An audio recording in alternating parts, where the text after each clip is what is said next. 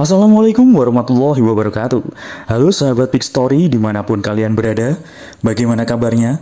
Tentunya sahabat semua dalam keadaan sehat kan?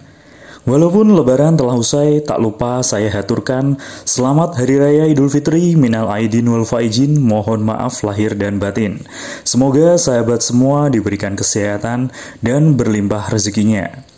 Di video kali ini, saya akan menceritakan kisah tentang seorang anak raja yang angkuh dan suka pamer kesaktian. Berbeda dengan sang ayah yang selalu merendah dan dapat berbaur dengan masyarakat pada umumnya. Siapakah anak tersebut dan bagaimanakah kisahnya? Simak terus videonya dan jangan sampai di skip.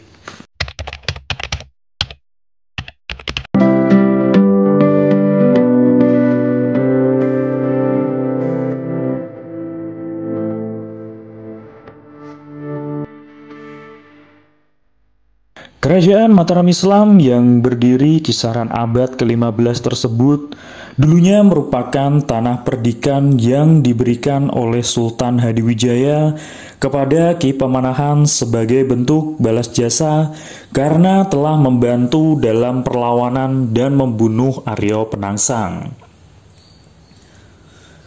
Dalam membuka hutan atau alas Mentau, Ki Pemanahan dibantu oleh Ki Jurumartani dan putranya Ki Pemanahan, yaitu Danang Sutawijaya, yang nantinya menggantikan ayahnya dalam memimpin kerajaan Mataram Islam.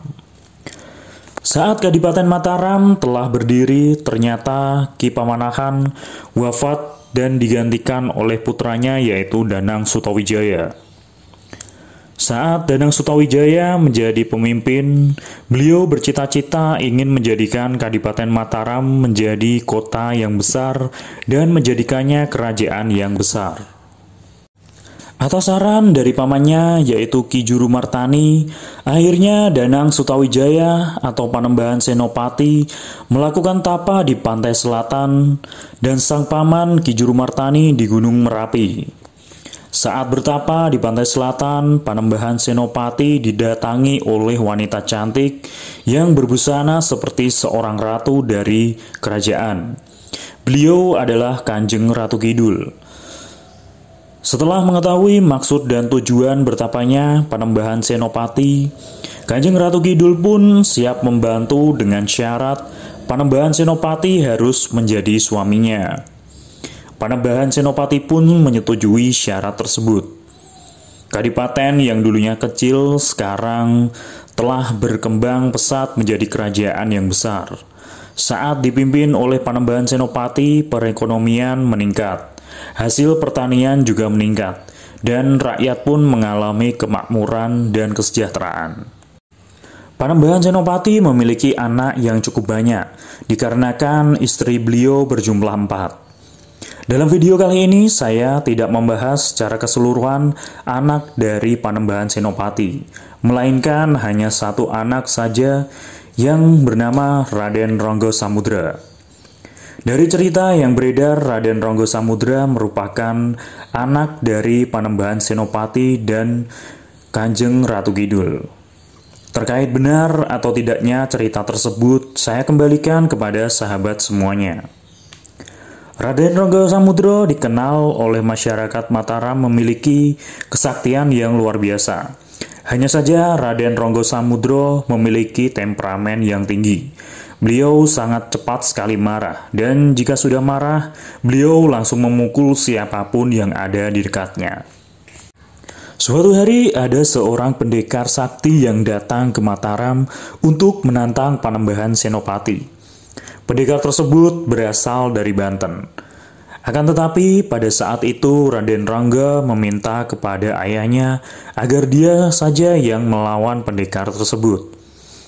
Sang ayah pun mengizinkan dan pertarungan pun terjadi. Adu kesaktian antar keduanya tak terbendung.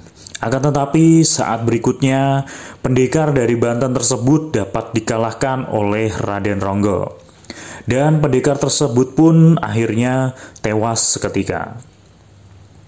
Suatu ketika saat Raden Ronggo berjalan-jalan mengitari kota Mataram, tak sengaja beliau melihat ada pertunjukan adu kesaktian dan sulap. Raden Ronggo pun tertarik dan ikut dalam adu kesaktian tersebut.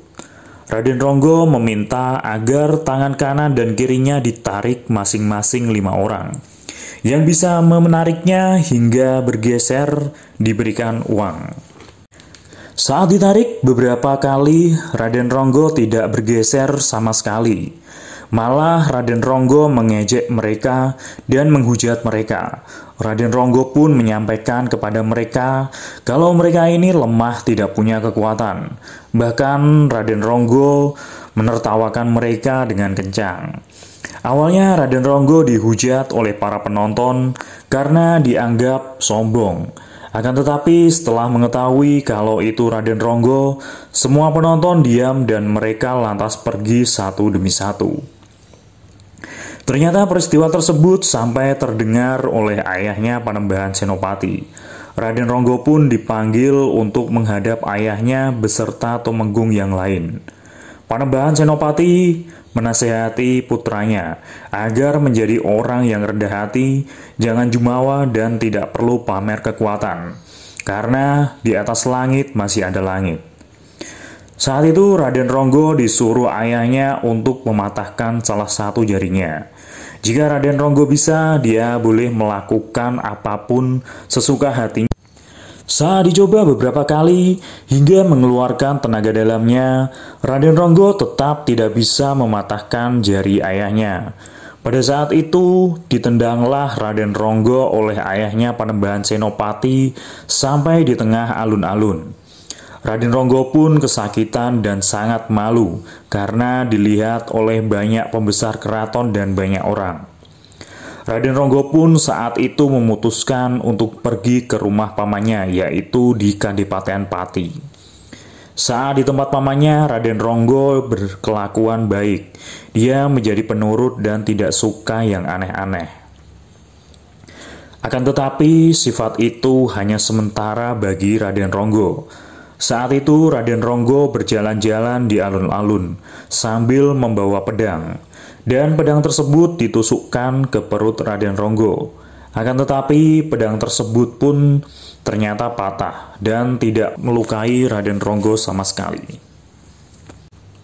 Saat itu Raden Ronggo bertanya kepada salah seorang prajurit dan bertanya kepadanya terkait orang sakti yang ada di Kadipaten Pati. Prajurit tersebut pun menjawab kalau orang sakti tersebut berada di hutan Kadipaten Pati dan dia merupakan seorang resi.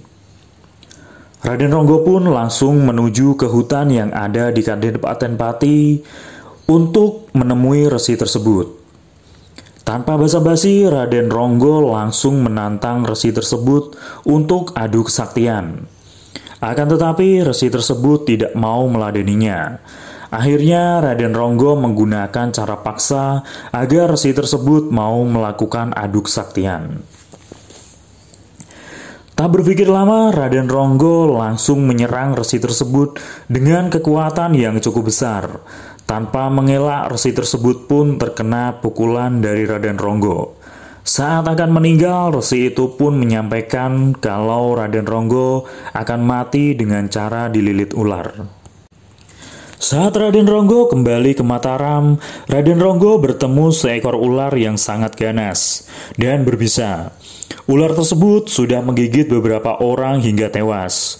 Raden Ronggo pun ingin menangkap ular tersebut dan membunuhnya. Ternyata Raden Ronggo dililit ular tersebut dan Raden Ronggo pun terkena gigitan ular tersebut. Setelah Raden Ronggo bisa melepas lilitan ular tersebut langsung dibunuhnya. Singkat cerita, saat Raden Ronggo sampai di kerajaan Mataram, Raden Ronggo jatuh sakit akibat gigitan ular tersebut dan tidak ada yang dapat menyembuhkannya. Akhirnya Raden Ronggo pun wafat dalam keadaan sakit. Demikianlah cerita mengenai Raden Ronggo Samudro. Versi lain menyampaikan kalau Raden Ronggo Samudro merupakan anak dari Retno Dumila. Dan ada lagi yang menyampaikan kalau Raden Ronggo merupakan anak Panembahan Senopati dan Kanjeng Ratu Kidul. Versi lain menyampaikan juga bahwa ular yang melilit dan menggigit Raden Ronggo Samudro adalah jelmaan dari Kanjeng Ratu Kidul. Kanjeng Ratu Kidul membawa Raden Ronggo Samudro untuk kembali ke pantai selatan. Nah, itu dia cerita mengenai Raden Ronggo Samudro. Terlepas benar tidaknya, saya kembalikan kepada sahabat semuanya. Saya mohon maaf jika dalam penyajian masih banyak kekurangan. Terkait dengan cerita Raden Ronggo Samudro, kita ambil sisi baiknya, di mana ketika kita memiliki kekuatan yang luar biasa atau memiliki kejayaan, kita harus selalu rendah hati dan jangan sampai jumawa. Terima kasih sahabat semuanya, saya undur diri dan sampai ketemu di video selanjutnya. Wassalamualaikum warahmatullahi wabarakatuh.